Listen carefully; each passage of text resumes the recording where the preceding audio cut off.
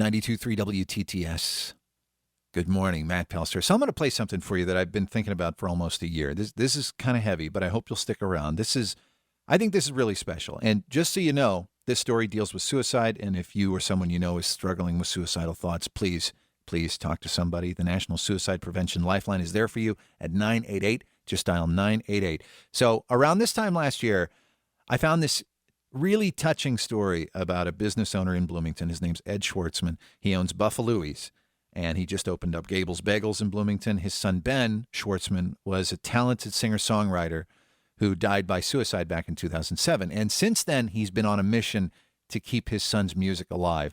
About a year ago, all the music got uploaded to Spotify and a few other streaming platforms. When I found out about this story, I swore that I would do something with him sometime around the 15th anniversary of his son Ben's death, which is coming up this Saturday, actually. This past Monday, I drove down and met Ed outside Gable's Bagels in the beautiful sunshine. He gave me the best, and I mean the best, pastrami sandwich I have ever had in my life.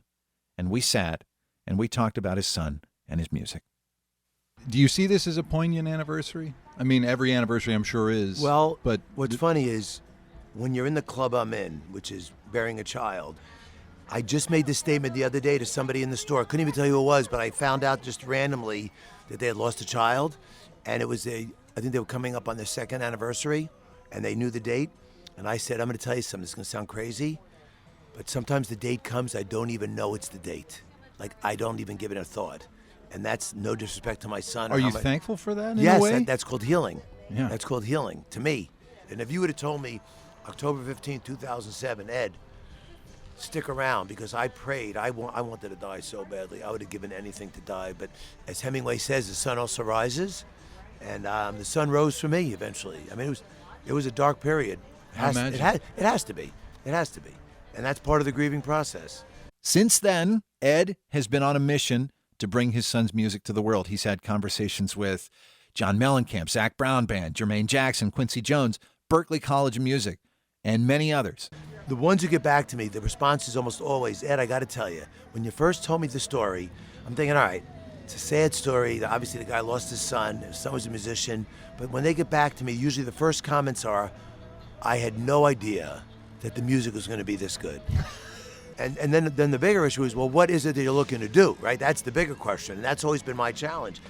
And since day one, I've never wanted to make a penny, but I've always wanted to raise money because we know money and awareness. And I would love for Ben's music if it raised all this money and it became this, a huge money driver to reduce teen suicide and mental illness. And we know now more than ever, the numbers are staggering, as we all know, and they're going the wrong way. They're not getting better.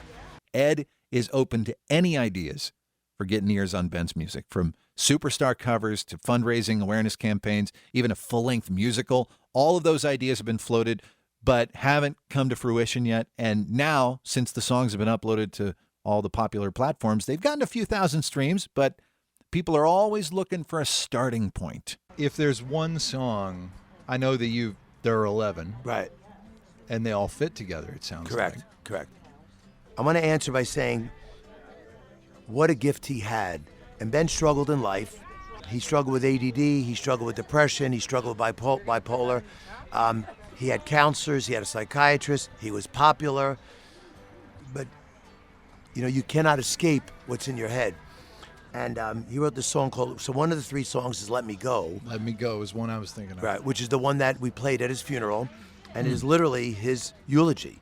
And if you listen to the song, he says in the stanza 3 times, let me go back to sleep. But at the end, he just says, let me go. And I'm like, Ben, I really don't like how that song ends. Can't you just say, let me go back to sleep? And very soft-spoken, he said, Dad, it's my song. And half of me is like, way to go. I appreciate you being a true artist. And half of me is like, God, please let him change the song. And then the other half of me, I realize that's 3 halves, is this is therapy.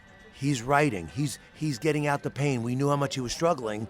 And obviously he had really nothing to struggle about. His life was a very charmed life. But when you have mental illness, it doesn't matter.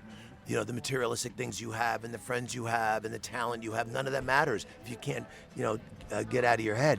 That's one thing I noticed about our talk. Ed is really good at bringing everything back to the main message, awareness around mental illness. And by the way, if there was just one good song, it might not be worth checking out, but there's a whole album's worth of good songs from this troubled soul. And we as music fans know that's where some of the best music comes from. And it certainly came from Ben. And there was one song that Ed feared had his name on it. So he comes to me and goes, Dad, I got a song I think you're going to like. It's upbeat. What's it called? Big Man. Now, my son would sometimes call me Big Man. And so I said, okay, this is it. He's taking a shot at Dad. And you know the song, I don't know who sings it, but Father of Mine. Yeah, Everclear. Okay, and in that song, I know he's not happy about the relationship with his dad, right? Sure. And so I said, okay, he's going to sing about me, and I know he has a show coming up. And I'm going to sit there, and they're all going to know when he's singing Big Man, he's singing about me because it's going to be self-evident in the song. So now I go to the show, and the opening line is, Big man up in the sky, when is my time to die? Could it be tomorrow? Key master, open the door. I'm sitting here waiting for more, but it's all been locked away. So he's singing to God. I was a little off on who I thought he was singing to. Okay, so, but Big Man, to me, is his best rocker. So Big Man, Let Me Go, and then My Apology, which I think is his best vocal track. But I'd have to also throw in Haley's Your Choice. So I know they have like mini albums now, so that would be my 3 set with Haley's Your Choice, because that has to be part of the story to wrap it up as part, like, here is the anthology. We got this incredibly gifted kid who was hurting, and here's the response to suicide, and maybe we could do something with this. And there's 8 more, just as painful, just as beautiful, and they are beautiful. As painful as they are, as painful as Let Me Go is just as painful as Tears in Heaven is. It's a beautiful song.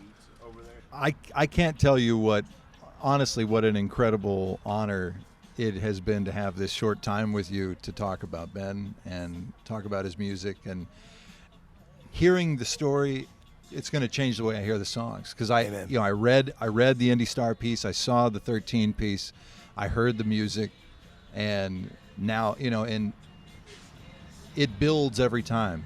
The feeling. That is correct. That's 100% correct. That's why I think it's been hard to get the project going, because people just do it one time, and you got to drink a glass of wine, sit down, and dive deep. And if you do that, you're not coming back the same. I think it's very moving. And granted, I'm biased, but other people have implied the same thing and believed it enough to get me to this point. So, thank you, Ed. Thank you. What an honor. What an absolute honor. Thank you, Matt.